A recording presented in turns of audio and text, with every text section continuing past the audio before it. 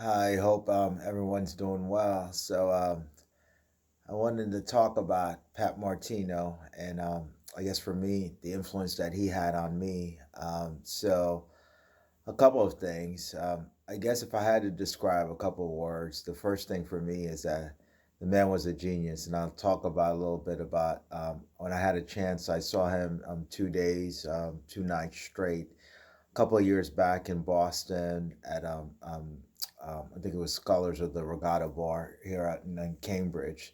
But before I get to that, I want to talk about I guess his influence on me. One of the things I do personally is I have a practice routine, and a good third of the practice routine is just taken from some of the academic things that he's done. But let's start off with like what I would try to describe as the things that endeared me to Pat Martino. So I grew up listening to a lot of different cats, primarily the traditionalists, everybody from George Benson to Joe Pass, Grant Green. The first thing that struck me about Pat Martino was the word technique. When I first heard Pat Martino, I was like, this guy can blow over changes. His technique and his picking technique was just like incredible. Could play over changes.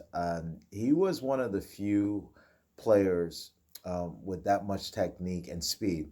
I called him the original shredder because this guy could shred.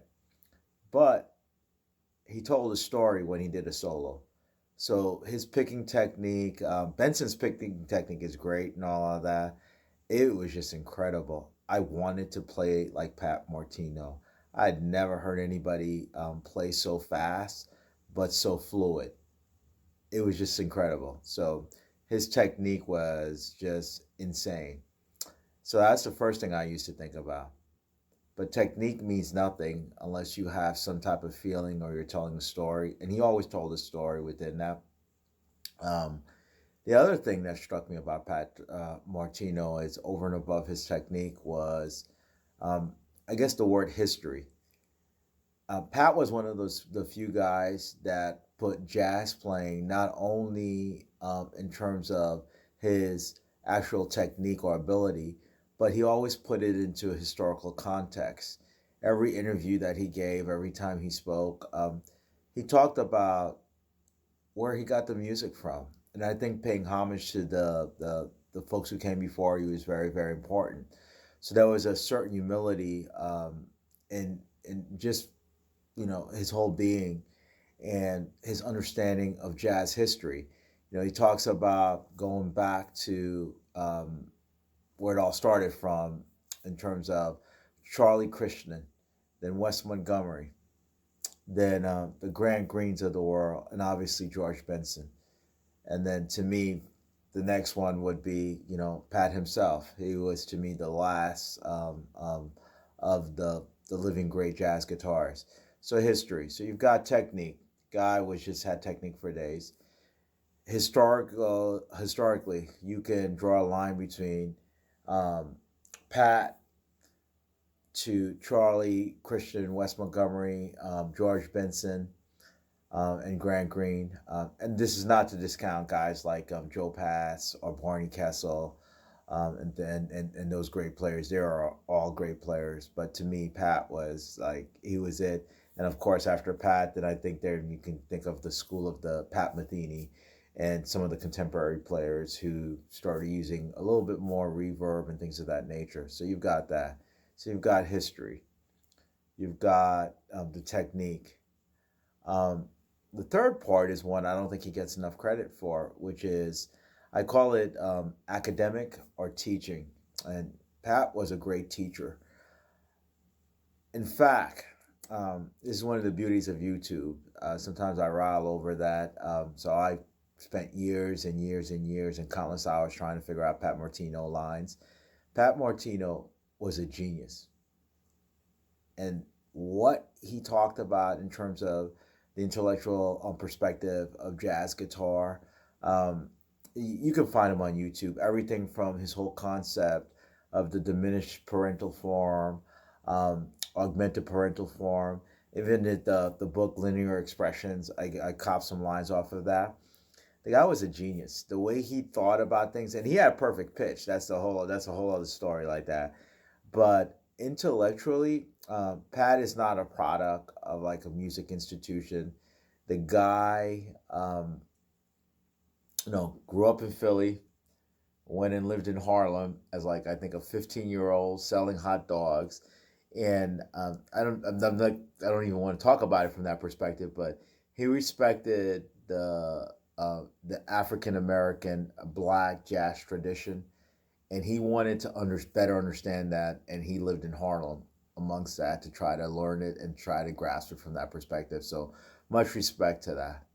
So the guy was a teacher. He was an intellectual. His whole concept of say diminished and augmented as parental form. It's kind of like I can talk on and on and on about that. It's called an antithesis when we're taught guitar. We start off with major chords, and then we have extensions to that. He works a little bit backwards. The guy's thinking, if you really understand his whole diminished concept, his augmented concept, and his linear line expressions, it's like going to a conservatory over and over again. And he needs to be recognized for that as somebody who's not just a player, but he was also a teacher from that perspective. So you've got the technique coupled with the history, coupled with the academic portion of it, or him being somewhat of a teacher. Uh, Another aspect of him was his sensitivity. So I have a picture somewhere here of me and Pat Martino. At some point, I'm going to dig it up and put that up. You know, love my wife, but then I don't know what she did with that picture. So a couple of years back, several years back, oh my God, it's like I don't know. I was in law school, grad school at the time, and he was playing at the Regatta Bar, our Scholars, and it used to be a guy that used to have a jazz radio station out here in Massachusetts, Eric in the Evening or something of that nature. I just heard Pat Martino's playing, and I'm like, man, I grew up listening to Pat Martino. I was like, this guy is like off the bomb. Um, so it was a Friday, Saturday night. I went to both shows. I went to both nights, and I saw both performances there, and I got a chance to sit down with him, to talk with him, and I took a picture with him. And I have that picture somewhere here. It's one of those things that I've got to dig that stuff up and stuff like that. And so it gets back to the last point, the sensitivity. So here I was. I don't consider myself a real guitarist, just a lover of the instrument, but loved his playing. I sat there, and he was playing that Gibson guitar that he has, the signature series and stuff. And I asked him about it. I said, "Hey, I've listened to your albums, and you've played on Arch Tops and all this other stuff. Why did you play that?" I swear to God, 40 minutes past near the tail end, we were just talking about things. He was just like a normal guy. He loved the instrument, and we lost a good one. You know, I don't know. I don't know. It's like when something like that happens, a part of you goes with them. So, like I said, the guy was a genius, and I'm not even gonna talk about it, or I shouldn't talk about it, but like the fact that this guy had a stroke at one point in time and forgot how to play the guitar and relearned the instrument by listening to himself play. That's incredible. That's incredible. I've read the book. I've seen the documentary. Um, it's just incredible. That's one of those things that science really, really has to study it and figure out how that one happens and stuff. So, um, at the end of the day, rest in peace. And you know what? The guy might be gone, but his recordings, the YouTube videos, everybody who watches this channel should Google Pat Martino, and I should probably put some stuff in the links there. Just look at the diminished and the parental augmented. Listen, and read and read and read. And, you know, again, it was a beautiful soul, and rest in peace.